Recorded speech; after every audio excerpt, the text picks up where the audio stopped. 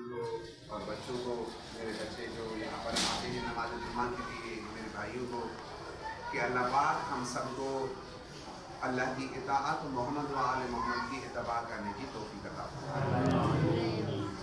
کوشش کیا کریں، میں اس چیز کا قائل نہیں ہوں کہ روزانہ آپ پورا قرآن ختم کریں، اس چیز کا قائل نہیں ہوں میں، قائل اس چیز کا ہوں کہ آپ روزانہ زیادہ نہیں تو کم از کم 10 آیتیں پڑھیں۔ اگر آپ قرآن عربی میں صحیح طریقے سے نہیں پڑھ سکتے، اس کا ترجمہ کریں اور کوشش کریں اسی میسج، یہ میسج ہے، یہ 6666 اللہ کے میسج ہے، قرآن کی آیتیں ہیں نا، یہ اللہ کی میسیجز ہیں جو ہمارے پاس آئی ہیں۔ ہم صبح کو اٹھ کر کیا کہتے ہیں، جو نا موبائل آن کرتے ہیں اور واٹس ایپ میں جس طرح میسج دیتے ہیں نا، تو یہ بھی تو دیکھیں کہ اللہ نے ہمارے لیے کیا پیغام بھیجا ہے۔ تو 10 آیتیں قرآن کی تلاوت کریں۔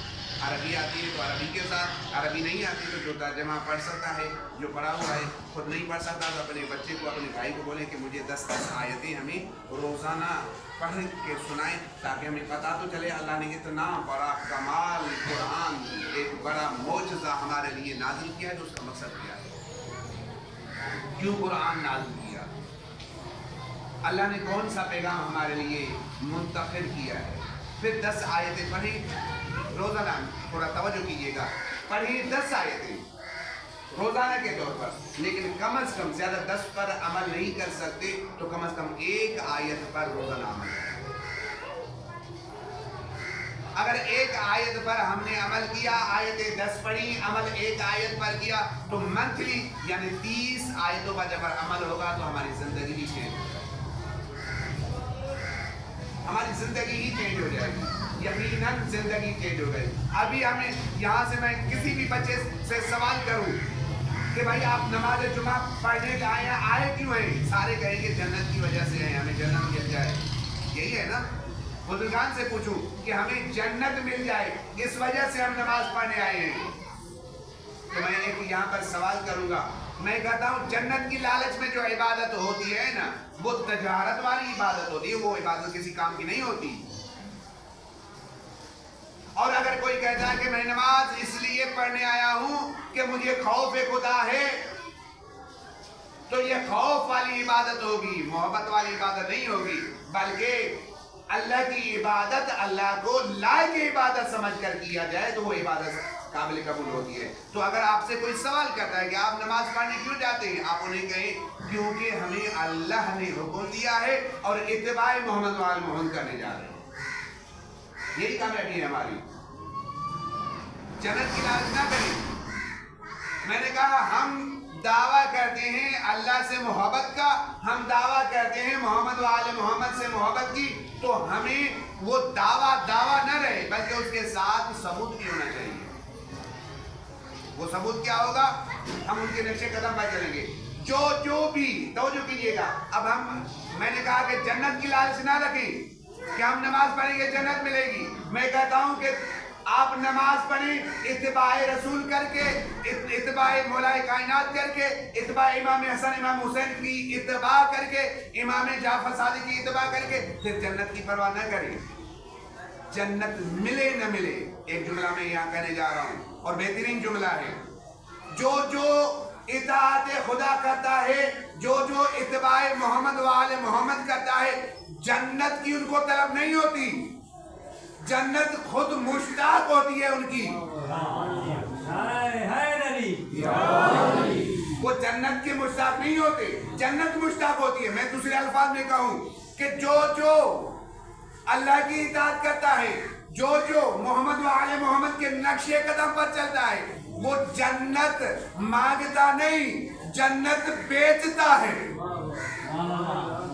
جنت بیچتا ہے۔ آپ نے دیکھ لیا امام جعفر صادق کا ایک محب، ہمارے پاس 14 ہیں، امام صادق کا محب بہلول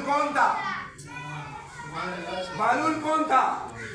اتنا اللہ کی اطاعت میں آگے تھا، اتنا امام صادق علیہ السلام کی اتباع میں آگے تھا کہ جنت کی پرواہ نہیں کرتا تھا، بلکہ جنت بیچتا تھا مٹی کے ڈھیر بنا کر۔ جو مومن، جو شیعہ اگر چاہتا ہے کہ واقعاً ہمیں وہ اپنا کہیں تو ہمیں سب سے پہلے اللہ کی اطاعت اور اس کے بعد محمد و آل محمد کی اتباع. کیونکہ امام نے جملہ بڑا سنگین جملہ کہہ دیا، واللہ ما شیعتنا من اتقى اللہ، خدا کی عزت کی قسم ہمارے شیعہ پیکر تقوی ہو. اب ہمیں تقوی ہے؟